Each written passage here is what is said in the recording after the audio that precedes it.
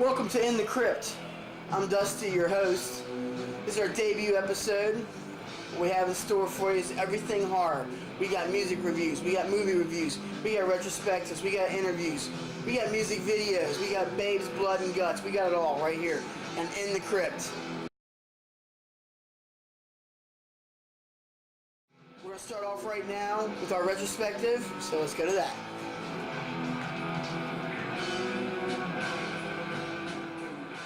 One of our specials here at In the Krypt is our retrospective section.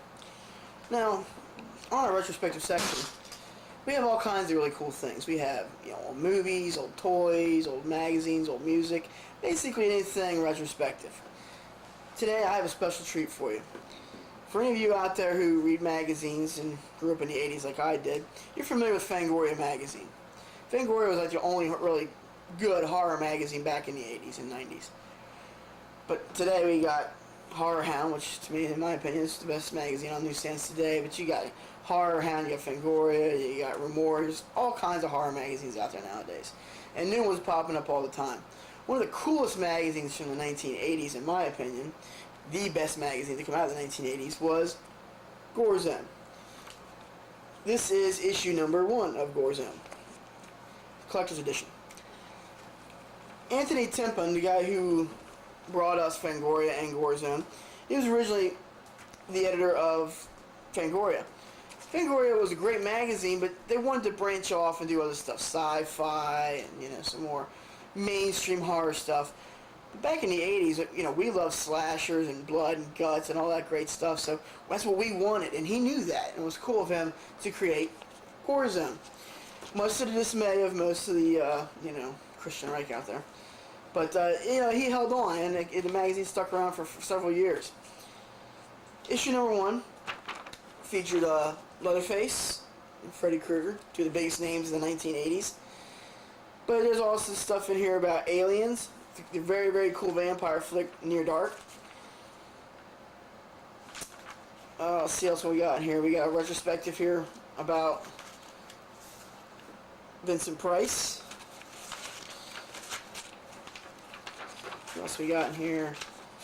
We got Horoscope, movies for the future. A lot of these, of course, have already come out, but Dracula's Widow was mentioned, Brain Damage, The Seventh Sign with the then unknown Demi Moore, Black Roses, Slaughterhouse Rock, all of which I have in my collection, by the way, The Newly Deads, Lurkers, and Killing Spree. So some of those titles you may be familiar with today, but back in those days, that was all new stuff, and they were definitely bloody. I mean, take a look at that right there. Great stuff. Loved Gore Zone. Gore Zone was not afraid to show you pretty much anything. They had some great fiction writing. This one right here was pretty cool. Had some really great stories in there, and the artwork was also really, really good. Check out that right there. Very cool. Of course, we can't have an 80s magazine without Freddy, who we'll be discussing later on, by the way, in my rant. For any of you ladies out there, there's a nice big, centerfold of Freddy. Put on your wall. But speaking of putting on your wall, another really cool thing about Gore Zone was that Gore Zone had some really, really cool pull-out posters. Here's one of Michael Berryman, for anyone who wanted to put that on the wall, or RoboCop. They also had, looks like they had one here from Near Dark as well. I didn't take that one out, but there's that, Near Dark. So, if you were like me growing up in the 80s, you had these things all over your wall, which I did. One of the probably the coolest feature about Gore Zone was the makeup effects that they did each month. They actually took you step by step and showed you, by some of the greatest minds of, horror in those days, how to create monsters. Like guys like Tom Savini and Dick Smith and guys like that. Great, great stuff. And, it was a great magazine. Like I said, this was the debut issue. It was a fantastic magazine. You could order stuff, and, here you had your Texas Chainsaw Massacre t-shirt you could order. But again, like I said, great stuff. I mean, it was definitely by far one of the best magazines I ever read. I have every issue. I miss it. There's a new Gore Zone now, but it's just overpriced $10 toilet paper as far as I'm concerned. I mean, if you want Gore Zone, go on eBay, go on any kind of retro websites you can find, and definitely collect Gore Zone. If you're into horror stuff, I mean, if you don't have Gore Zone, you're not into horror. It's just the way it works. So, there you go.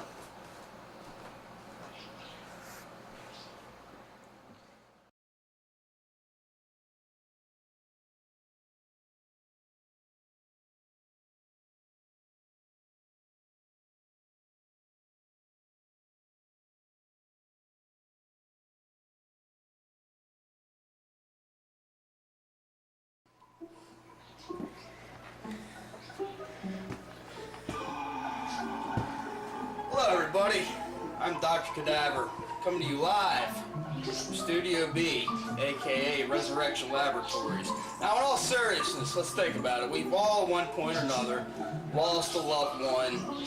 I mean, death is a natural process, but not anymore. It doesn't have to be. Because now, here at Resurrection Laboratories, we have finally perfected resurrection technology. And this, originally developed in a gas, Trioxin 247, it was originally done to destroy marijuana crops by the military, but had a side effect of resurrecting corpses. We perfected a new liquid version, which is much more potent and easily delivered, so you no longer have to live in depression at the loss of your loved ones. With this little beaker and the contents inside, your loved ones can live on forever.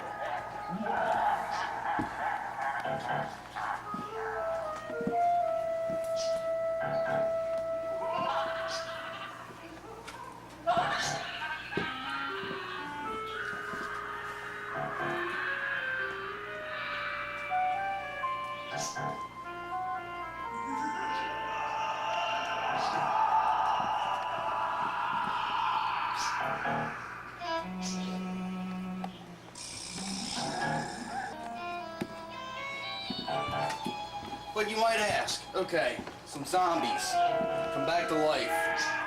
Won't they be a little bit hungry? Won't they be a little bit out of control and just a little bit grumpy? Well, okay, in the past this was true, but now we have this patent pending control bracelet, which applied to a resurrected body, it will behave itself. You know, you can train them to do whatever you need around the house, chores, mow the lawn, whatever. With this, it can all happen. This will all be available to you directly through our company for a modest price, of course. Resurrection Laboratories. This is Dr. Cadaver talking to you. No more will you have to deal with unruly zombies and the loss of your loved ones. Be in contact with us now, and we too can let your loved ones live on forever and make your life much more happy.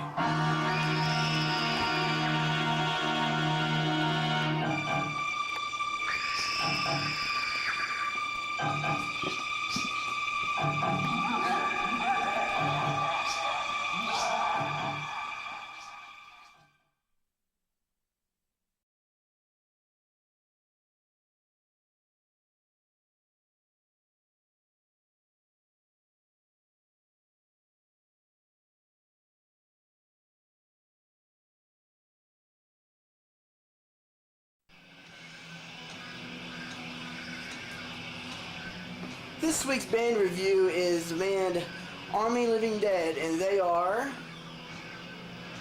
Tor Johnson on guitar, Malachi on bass, Peter Evil on drums, Fuki Devil on guitar, and Orlok on vocals. The band was formed in 2008 and they're from the country of Hungary. This album we're listening to right now in the background is from their new album Horror Movie Attack, which was a great album. It features some really, really cool songs. Songs like Cenobites Are Here, about the Hellraiser films, Behind the Rose, a song about Children of the Corn, Murder Ghouls, and Island of Lost Souls.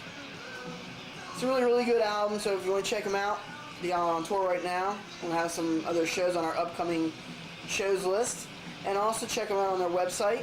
And you can check them out on their YouTube page and their MySpace page and Facebook page. Alright? Check them out.